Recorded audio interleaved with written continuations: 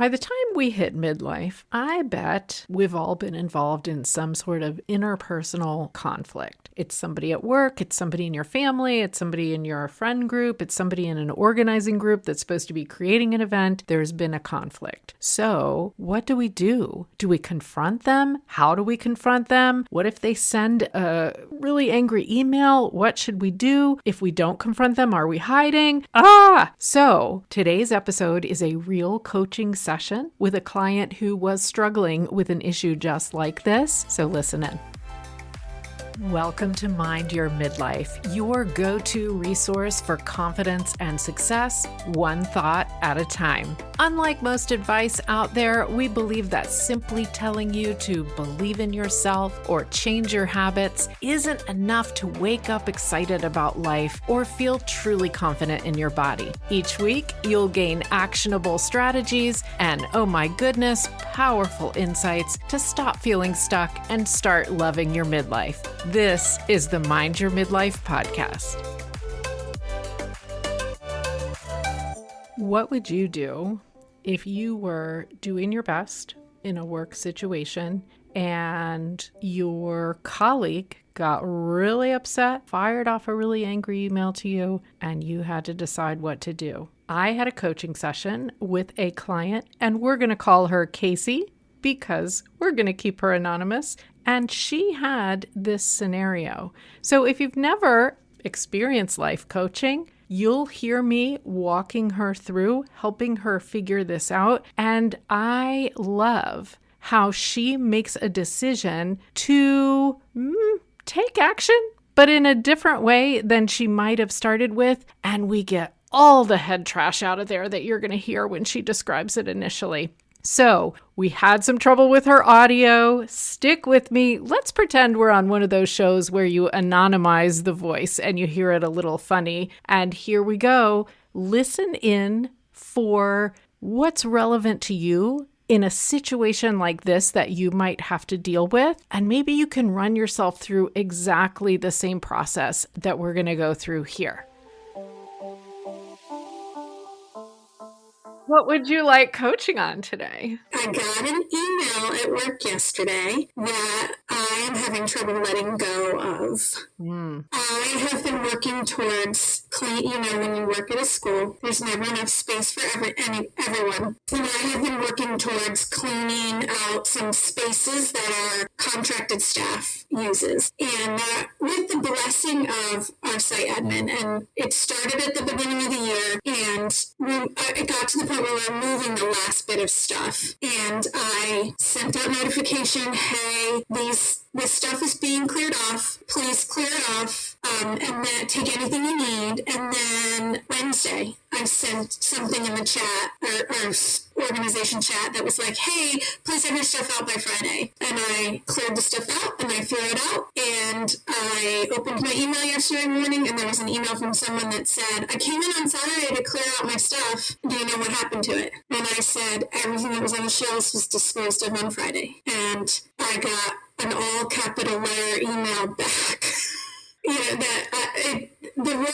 was in all capital letters, and the person said, you knew it was mine, and you didn't even have the courtesy to come talk to me first. And I worked through it, I didn't respond. I decided, I could see that this person was feeling some kind of way, and trying to do anything about it via email was only going to make it worse. But what I did do, I'm not a classroom teacher, and so this was a classroom teacher that was upset, and I have another coworker who's in a similar position, and she and I have been talking about it because we were cleaning it out together.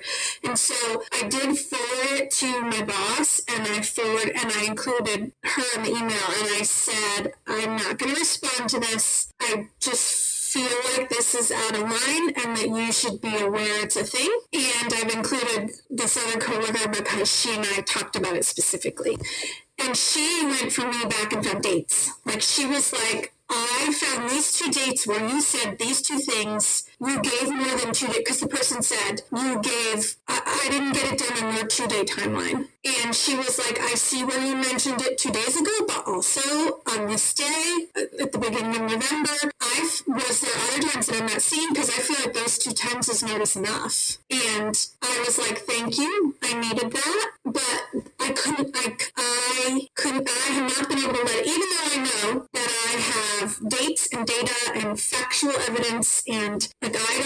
feel bad. I feel bad because I feel like I was attacked, and I know we have the week off, but I know I'm going to go back, and I don't know that I can pretend it didn't happen, and I'm like agonizing. And I went down a rabbit hole of searching the chat last night, and I found a date from September where I did know it was hers, but I had forgotten. I never, I can look anyone in the eye and say that on Friday when I disposed of that stuff, I did not know whose it was. Right. It wasn't on my mind. And now as I'm like spending far too much time and spiraling on it, I'm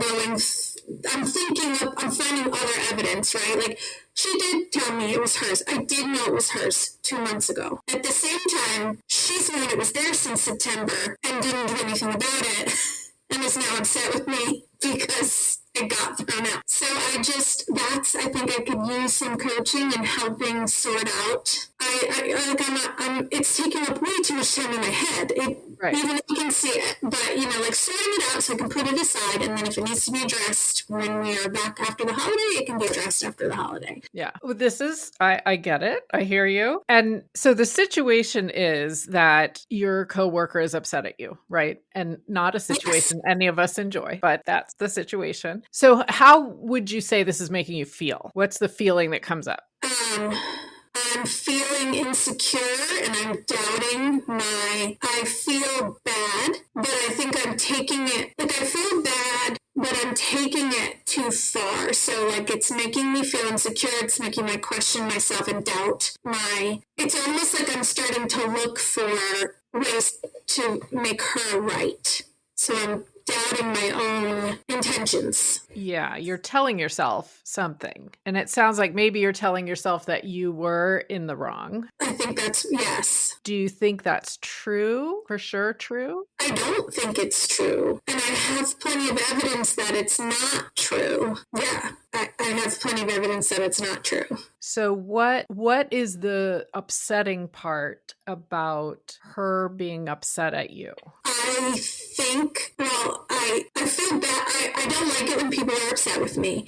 But I think it's more that I don't like conflict, and I'm worried about this. I know I probably am going to have to address it, and I think that's the part that's got me.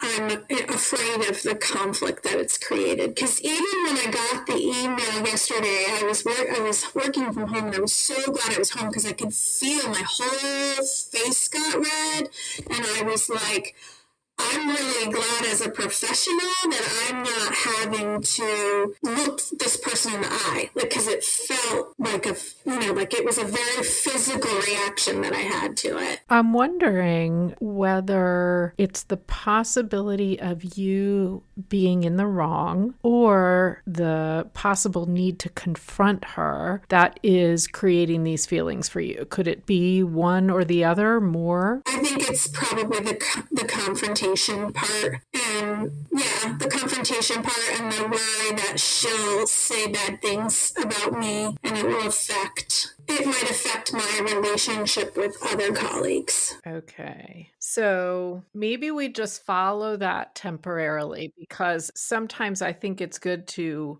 just kind of take that trail and see what's this worst case scenario look like, if that makes sense. Mm-hmm. So potentially she doesn't let it lie. Right. She says some bad things about you to colleagues. Mm-hmm. How would that make you feel if that happens? Insecure. It starts to make it feel like I'm back in high school and it's a popularity contest. Yeah. Mm-hmm. Yep.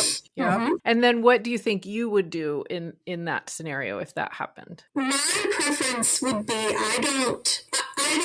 I'm wondering how I would even know, right? Unless someone said something to me. And right now I'm in that space where I feel like I'm going to be carrying it around and acting differently towards other people because I'm going to be cautious. And I don't have any reason to be that way because I didn't do anything wrong. And I want to be professional about it. And being professional about it is that I don't talk about it to anyone unless someone brings it to me. And I don't know that anyone would do that. Mm-hmm. You know, like I've done what I needed to do. I let my supervisor know about the potential conflict. I looped in the person that was involved with me, and my boss hasn't said anything, but she validated. She said that email was really over the top and unprofessional and out of line, and you didn't do anything wrong. Mm-hmm. You know, so I think that's what's frustrating. And even my husband said to me last night, you are thinking way too hard about this. Like, this isn't, you know, like, I mean, he got the email and he said, wow, she's really mad. But, you know, then I was like, well, I went through a search of the chat, and he was like, whoa, like, you need to let this go. Like, this is like, I was like, I don't know why it's bothering me so much. So I'm hearing that maybe there's a story in there somewhere that you're telling yourself that now your colleagues are going to think poorly of you. That maybe does that feel potentially true? I think so. Yeah, I think so. Is it possible that something like this has maybe happened before and you're sort of bringing that feeling from something else? I know there have been other times where I have offended colleagues, not on purpose, or, you know, like, I think there was last year, maybe it was, where someone was unkind to me, and it was really, and I fired off an email that then that person, it was perceived that the other person took it personally, and then my boss came to me and was like, well, and I was like, but that wasn't what that was about.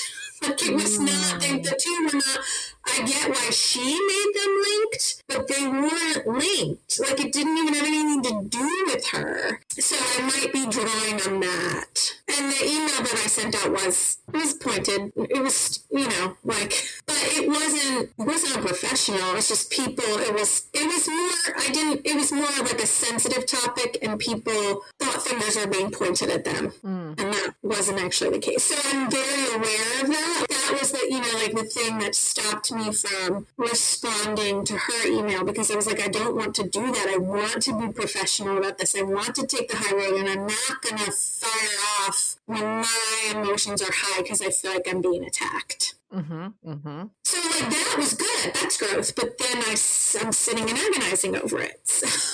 And that's valid because you're feeling insecure, you're worrying about it. So let's kind of take this the other way as well, because we said maybe the worst case scenario is next week you're back at school and she's upset. She started talking bad about you to other colleagues, and it becomes a thing, and you don't know what they're saying, and that becomes very uncomfortable. What if we go the other way and we say, well, what would be kind of the best outcome? Is there something that you would want to do, or maybe something that she might do that would be sort of the best outcome this could have? The best outcome would be if she came to me and said, I apologize for the offensive email I sent. You know, like, that would diffuse the situation. But I don't even know how to appropriately address this with her without apologizing. And I don't have anything to apologize for. And I think that's, you know, so that may be kind of my tipping point, is how do I handle this professionally without doing that thing that everybody does and saying, I'm sorry I threw out your things. Because I'm not, at the end of the day, I'm not sorry I threw this stuff out. I didn't know. You know, like, I gave plenty of notice, and if it was still there, and some of the stuff that was on the shelves had been my own personal things that I didn't want to throw out without giving other people the chance to look through it first. And so I just took it all, and, you know, I knew that box that I was throwing out wasn't mine, but it'd been sitting there along with everything else, and I just assumed that, it's sitting there because someone expects someone else to take care of it. Someone could take care of it. And I tried to give everybody warning to make sure. Right. And I don't think I need to apologize for that, because I didn't, I followed the appropriate steps to do the things, but I don't know. I'm not sure what to, so in the best case scenario, she would come to me and start the conversation saying, I'm sorry for the way I worded the email, which would give me, but even then, I don't know what I would say, because I didn't give you 2 days notice. I gave you 3 weeks notice. So, yeah. Yes, that makes sense as a best case scenario that she comes to you, and maybe the best case scenario does need to involve a conversation. Yeah. And I understand absolutely what you're saying about not apologizing. Mm-hmm. Is there something you can think of that you could say to her that kind of has a different meaning? Like, I understand, or I hear you. Can you think of something that has a different meaning? I don't, like I could say, would something like, would you like to discuss the email you sent? I don't know if that is neutral or loaded in and of itself. I don't, like I'm not. That felt a little confrontational to me when you said that. That's what I don't know how to. Yeah. I'm not sure how to approach the conversation in a way that doesn't feel confrontational or combative. And this person is also very combative and confrontational. Okay. Well, so let's see. Your options when you go back on Monday would be to not address it at all, I suppose. Yeah. To have a conversation. Are there any other options? I'm sure there are. I don't know. I mean, I could wait and see if she addresses it, which is technically, like I'm not addressing it. I'm waiting to see if she's going to say something first. And truthfully, there may not even be. I am in this person's classroom twice during the day, but there isn't necessarily I don't know that we would find a time to address it that was appropriate because there are always students around.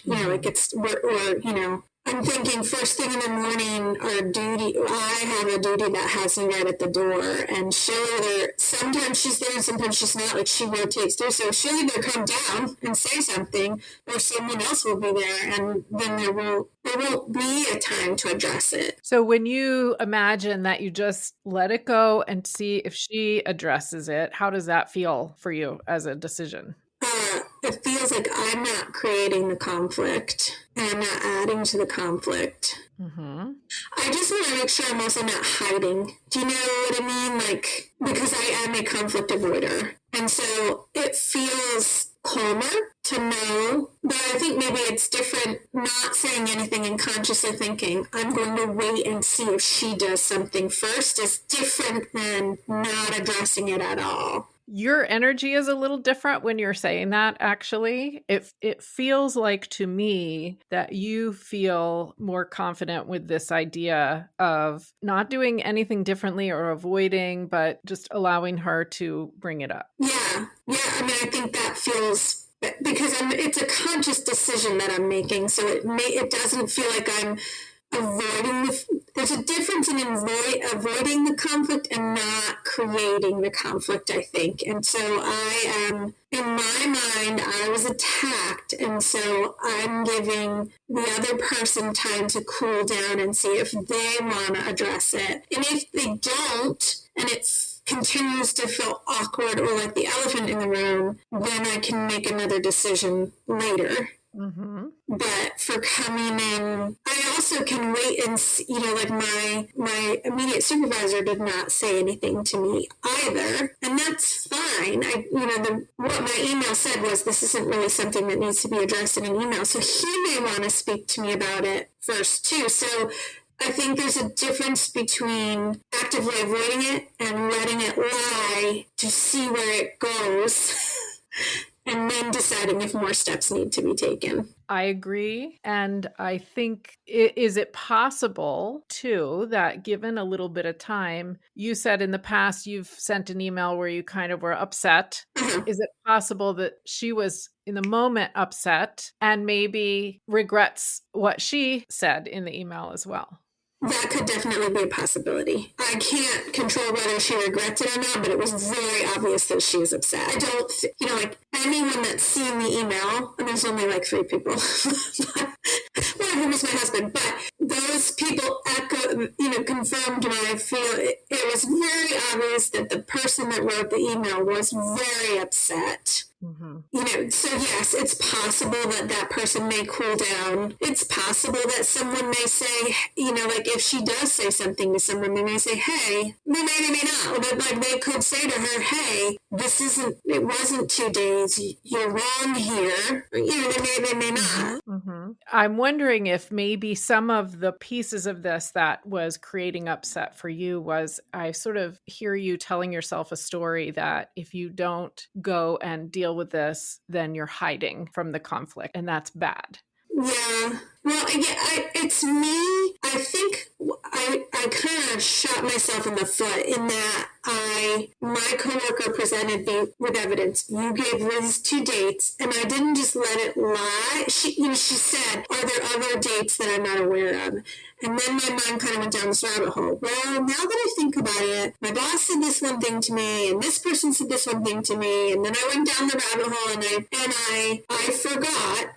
So I went looking for evidence and found evidence that I knew more. That there was a time that I knew more, and I'm dismissing the fact that in that moment on Friday, I knew that I had given a second warning as a follow-up to a previous message that I had sent, and that I didn't know who those things were, and I truly believed that whoever they belonged to didn't want them, and I got rid of them like I said I was going to. Right. And I went down that rabbit hole of looking for more evidence, and the evidence made me start to doubt myself. Right. And I forget that based on my most recent actions, it doesn't really matter what I didn't know a month ago, because on the flip side, or 2 months ago, on the flip side, this person also had 2 months to get rid of things and didn't do it. So it's a double-edged sword. Like, yes, maybe 2 months ago we talked about it and I knew it was yours, but you also knew 2 months ago it needed to be taken care of, and you're mad because I only gave you 2 days notice. So it works both, but I didn't only give you 2 days notice.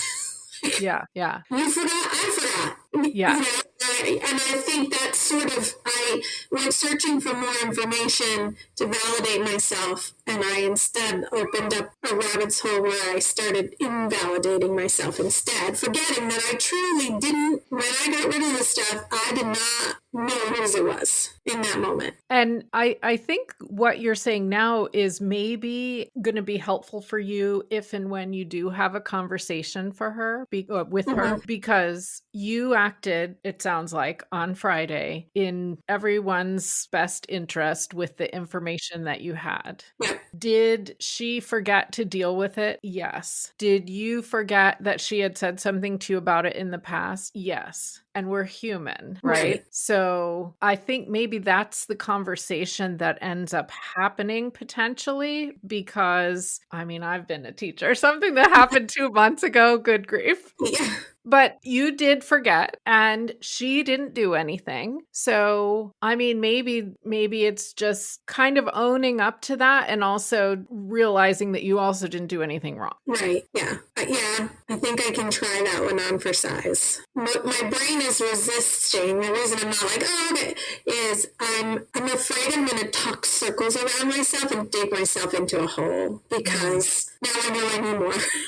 You know what I mean? Like, I don't want to be like, well, when I saw your email, I went back looking and I found that you're right. You did tell me about it 2 months ago, but at the same time, you didn't do anything about it either. So we both forgot. Like, that sounds, I don't even like the way that sounds. And that's where my mind is. So.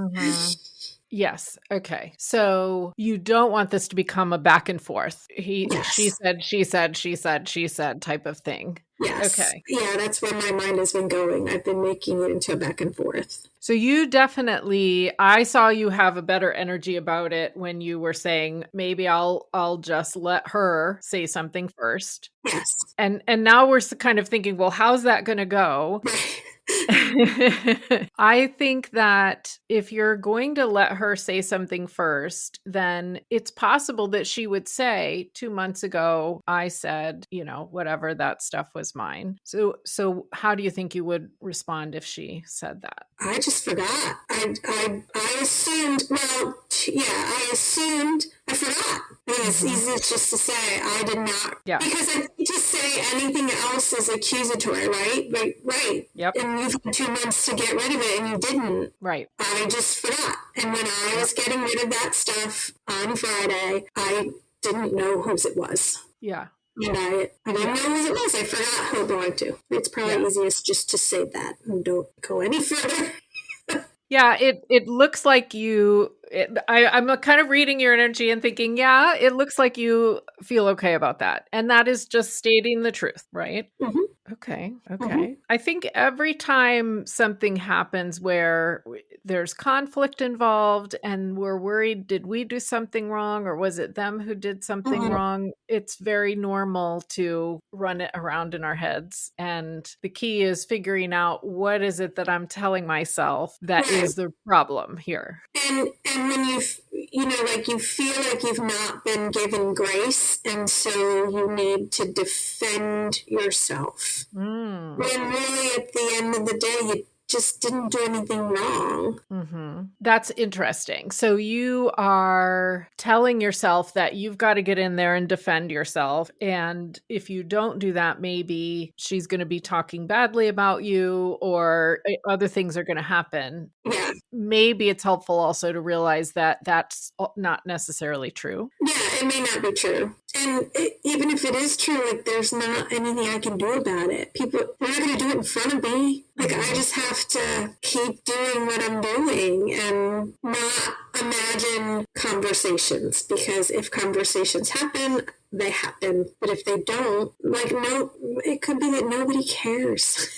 Like who cares, like, or it could be people are sitting there going, yeah, the stuff was there for months and no one did anything about it, so she threw it out like she said she was going to. Like, yeah, any of those things could be true for sure. either thing could happen and I can't control what anybody else. Either my integrity speaks for itself or it doesn't. Right. And the key is that you feel confident in that. You feel Right. confident that you took the steps that were your best decision in that moment. And I hear you saying you did a reminder and then you did what you knew to do best on Friday. Yeah. And if you can tell yourself that and we're talking feel confident in that a lot. But is there any other feeling that comes up if I say, now what you're telling yourself is I made a reminder. I gave a couple of days since the reminder. I know there had been communications before that. And then on the day I did what I had said I was going to do. How does that make you feel?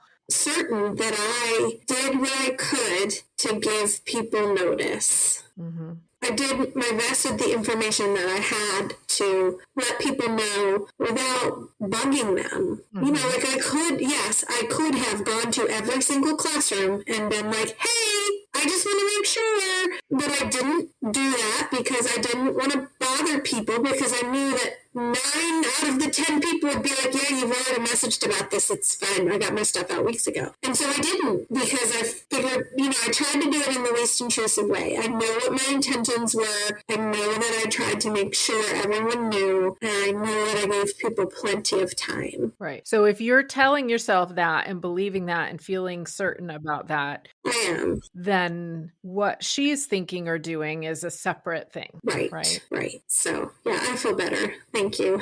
You have an action plan that involves waiting to see, but an action plan. Yes. And I think it's really important to me to not giving myself permission to wait and see. What I don't need to do is go in and rally the troops and tell everyone what happened and get all the people on my side. And I could feel myself. I was so in my head, I felt like I could feel that ball starting. And so truly, the best and most professional thing to do is not say anything, because I let the people that needed to know, and I don't need to do any more with it. And if it comes up, I can address it professionally at that time. But I don't feel like I need to do anything further. Mm-hmm. And then second key to that is you're also now not telling yourself that decision means you're hiding from conflict or avoiding conflict. Right. I am making a deliberate choice not to create more. Mm-hmm. Mm-hmm. And let the person who's creating the conflict resolve it if it needs to be. Well said. That helps a ton. And I hope now that I can put this aside, because it has taken way too much time, space in my head.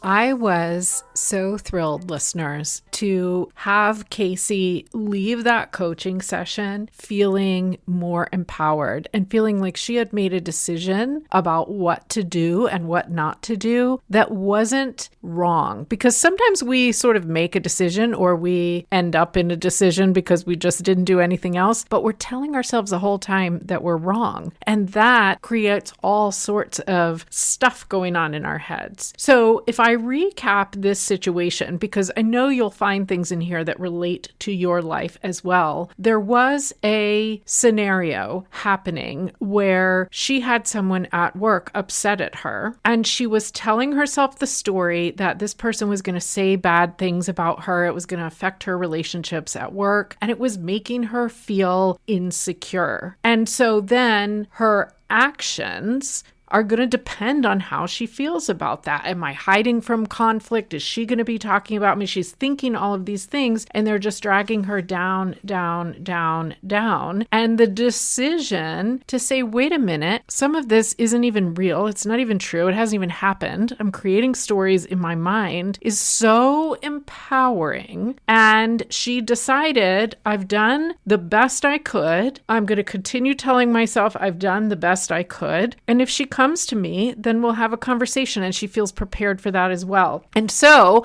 I have an update for you because she actually did get back in touch with me. We recorded this coaching session before a holiday break. And so after the holiday break, she went back to school and she let me know, we all love closure, right? She let me know that she did, in her words, keep her mouth shut, and she got kind of an apology from the woman who was upset. They had an interaction related to something else, and Casey was able to say in response to that apology, I can see that if you believed you'd only had 2 days notice and I knew they were yours, it would have been upsetting. That's not what happened. And she felt good about that. Amazing. Now, people come to life coaching for all different things. It might be a situation like this. It might be making a big decision in life. It might be just figuring out what in the world that you want. And that's what I do with all my clients. So to find out more about coaching, go to CherylPFisher.com/coaching. We can get on a free discovery call at any point and figure out whether working with me would be a fit for you or not. There's more excitement to come in 2025 as well, so stay tuned for that. And if you are listening to this episode on Apple Podcasts, go to the Mind Your Midlife page, scroll down, leave a 5-star rating and a quick review, and that would be amazing. It's so helpful to get these episodes out to more people. And of course, make sure you've hit the follow button, because coming up in the next episode, we're going to be talking about what I consider to be a pretty hot topic, and that is, should you really be saying sorry and thank you all the time? I'll see you then. Oh my goodness, let's keep creating confidence and success, one thought at a time.